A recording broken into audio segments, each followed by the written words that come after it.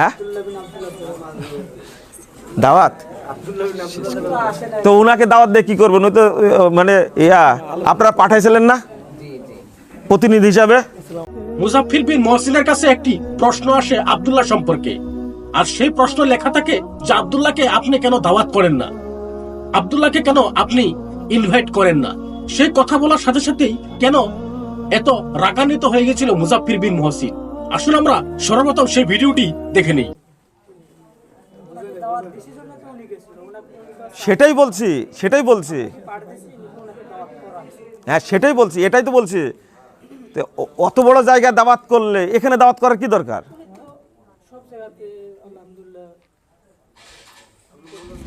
আপনি কি জানেন এই যে যারা আহলে খবিশ বলে, যারা বলে যে হলো এরা হলো ইহুদিদের দালাল, তারাই আহলে হাদিসদের অপমান করেছে। আর আপনার মতো লোকের মুখ থেকে কথা বের হলো কেন? ওরা দাওয়াত করলো কেন? বুঝে নাই কথাটা। এই নামের তালিকা কারা দিছে? যারা বলে আহলে হাদিসরা আহলে খবিশ, যারা বলে এরা হলো ইহুদিদের দালাল, ইংরেজদের দালাল, তারা তালিকা দিয়েছে। শোনেন, আগে কথা শুনে না, তারপরে কথা বলেন।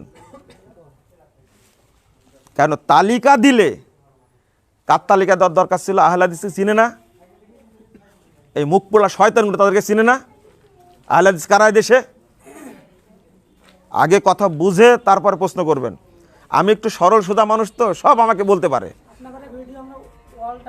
হ্যাঁ শুনেন তো, এটা তো বলেছি আমি, এটা তো আমি বলেছি। আপনি কি জানেন আহলে হাদিসদেরকে কি পরিমাণ অপদস্থ করেছে, কি পরিমাণ অপমানটা করেছে? এই ধর্মোপদেষ্টা আখমা খালেদ হোসেন সাহেব, তিনি চিনেন না আহলে হাদিস কারা? কিন্তু আহলে হাদিসদের প্রতিনিধি হিসেবে কেউ গেছে ওখানে? এই কাজটা করেছে কারা? আমি কি আব্দুল্লাহ দোষ দিছি? বুঝতেই ভুল করেছেন আপনি।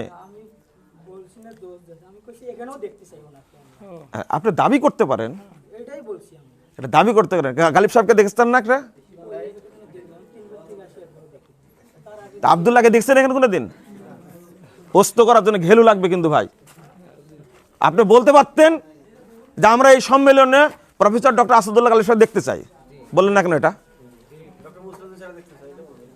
না না, বুদ্ধি হাঁটুর তলে থাকলে হবে না। এই দেখেন দেখেন তো, না না শুনেন, প্রশ্ন পট করে প্রশ্ন করবেন, উত্তর শুনবেন না আপনি? না আপনি বললেন না কেন এটা? প্রশ্ন করার জন্য ঘেলু লাগে বলেছি, কিন্তু আমার উপর রাগ করেন না। বুঝতে হবে সেটা, বুঝবেন না কেন উনি? না আর আর আর প্রশ্ন করেন না। প্রশ্ন করার একটা লেভেল থাকতে হবে, বুঝতে পারলেন? আপনি প্রশ্ন করলেন, যদি একটা কথা বলতে গিয়ে আর একজনের নাম না আসে, আমি 10 জনের কথা বললাম, 10 জনের মধ্যে একজনের লোক নাম আসলো না, তখন দোষটা আমার হবে। উনার নামটা আসলো না কেন? কেন বললো না তার নামটা? তার নামটা বলার কি অধিকার নাই? সে কি এই নামের যোগ্য না? আব্দুর রাজ্জাক বিন ইউসুফ সাহেবকে দেখছেন এখানে সম্মেলনে?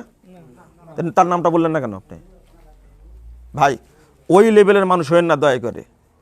আমি এই প্রশ্নকারীদেরকে প্রশ্ন করা শেখাবো আগে। গালি তো সবাই দেয়, আপনি আরও দেন গালি আমাকে। না না আপনার কথা বলছি না, গালি তো সবাই দেয়, আপনারা আরও দেন গালি, কিন্তু মানুষকে একটু প্রশ্ন করা শিখাতে হবে। একজনের কথা বললে যেন আর একজনের মর্যাদা নষ্ট না হয়, এটা যদি আপনারাই না বুঝেন ভাই। আপনারা বলছেন বক্তব্য আমরা শুনি, আমাকে ভালোবাসে এসে তাই তো এসেছেন, তাই না? এখানে এটা একটু বুঝবেন। আমি এত বড় একটা কথা বললাম এখানে, যে সারা দেশের আহলুল হাদিসরা যেন ঐক্যবদ্ধ হয়ে কাজ করে। হিংসা মানুষকে ধ্বংস করে দেয়। একজন ব্যক্তিকে যদি ইনভাইট করা হয় আর সে যদি যায়, তাহলে সেটা সমস্যা কিসের? আমি তো এখানে কোনো ভুল দেখতে পাচ্ছি না। আল্লাহ যাকে চান তাকে সম্মানিত করেন। আব্দুল্লাহকে এখানে ডাকা হয়েছে ডক্টর ইউনূসের সাথে কথা বলার জন্য, তাকে ইনভাইট করা হয়েছে, সে তো নিজে যায়নি, তাকে ডাকা হয়েছে সেই জন্য সে গিয়েছে। এটা কি তার ভুল হয়েছে? আপনারাই কমেন্টে গিয়ে বলুন, এটা কি তার ভুল হয়েছে? আমার তো মনে হয় আব্দুল্লাহ এটা ভুল করেনি, কিন্তু মুজাফফির বিন মহসিনের এমন কথা বলা ঠিক হয়নি। সবাইকে ভালো নজরে দেখতে হবে। আব্দুল্লাহ কোথায় দ্বিমত পোষণ করেছে? আব্দুল্লাহ কোথায় আহলে হাদিসের মধ্যে 2 দল প্রতিষ্ঠিত করলো? তিনি তো সবসময় ঐক্য চান।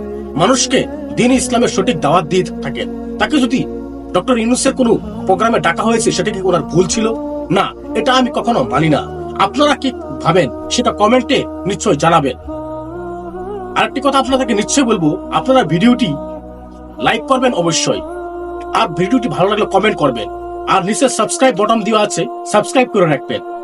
আরেক ভিডিওতে আবার দেখা হবে ইনশাআল্লাহ। আসসালামু আলাইকুম ওয়া রাহমাতুল্লাহি ওয়া বারাকাতুহু।